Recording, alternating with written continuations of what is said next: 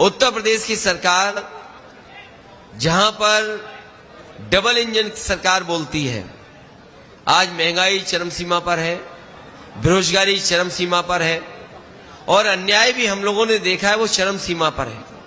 अगर मैं हरदोई की घटनाओं का ही अगर पढ़ूं, एक बहुत मोटी फाइल है हमारे पास कि हरदोई में कितनी घटनाएं हुई हैं, कभी बेटियों के साथ, कभी महिलाओं के साथ, कभी लूट की घटना, कभी किसी तरह की हत्या जिसमें न्याय नहीं मिल पा रहा है लोगों को।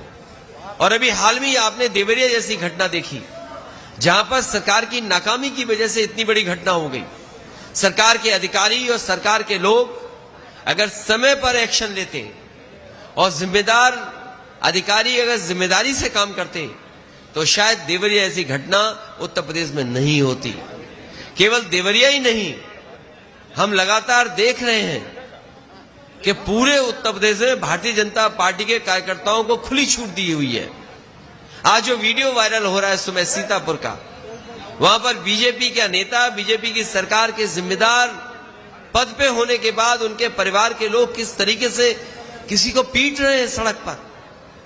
क्या ये भारतीय जनता पार्टी की नई जीरो टॉलरेंस पॉलिसी है?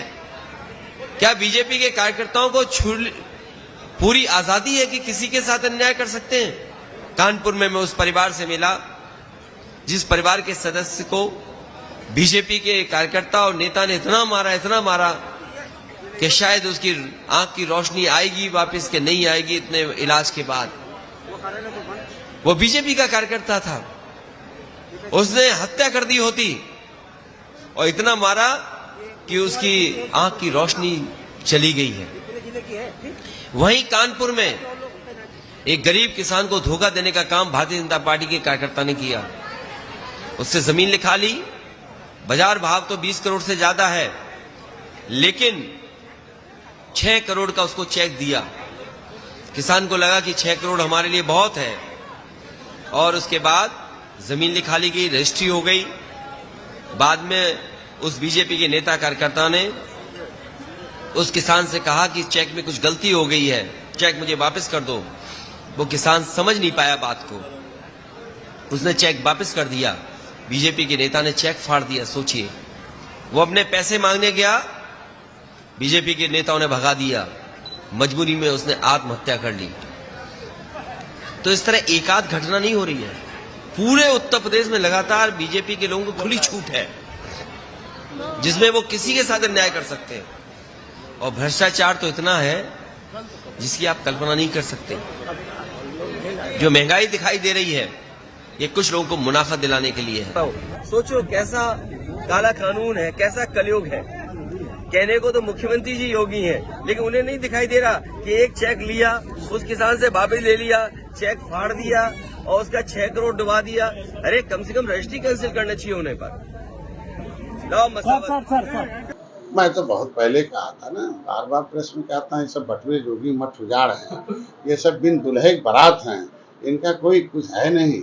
दल दिखते हैं फोटो में, फोटो खिंचाते हैं दल हैं, दिल नहीं है। दिल तो एक दूसरे के खून के प्यासे हैं ना, एक दूसरे के खिलाफ उनके विचारधारा हैं, वो कैसे वोट डालेंगे?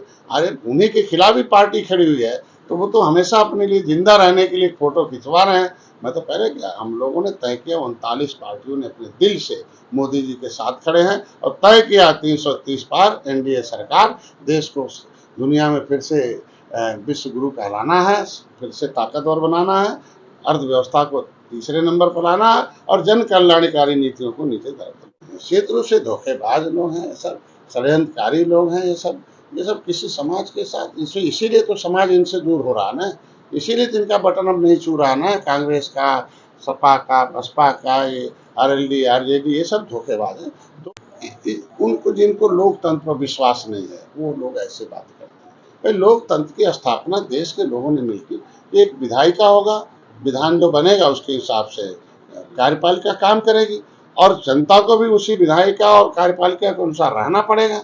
अगर गलत करता तो न्यायपालिका उसे सजा देगी और मीडिया उसे बाहर लाएगी। अगर मीडिया बाहर लाई, न्यायपालिका सजा दिया और कार्यपालिका ने सहयोग किया है, और यही सरकारें थी जो आरोप लगा रहे हैं ये संरक्षण देते थे, हमारी सरकार सजा दे रही है, अंतर इतना ही है। इसलिए देखिए जो जैसा किया है वो देखिए, हम लोग त्रेता में भगवान राम जीत के लिए आए थे निषाद राज के साथ। हम लोग जीत के लिए आए, सम्मान दिया है भारतीय जनता पार्टी ने। हम 2017 में एक थे, 2015 में आपने देखा, 2022 में 15 सीटें दिया, 11 में विधायक और 11 हारी हुई सीट लिया था, जिसमें 9 जीत कर दिया।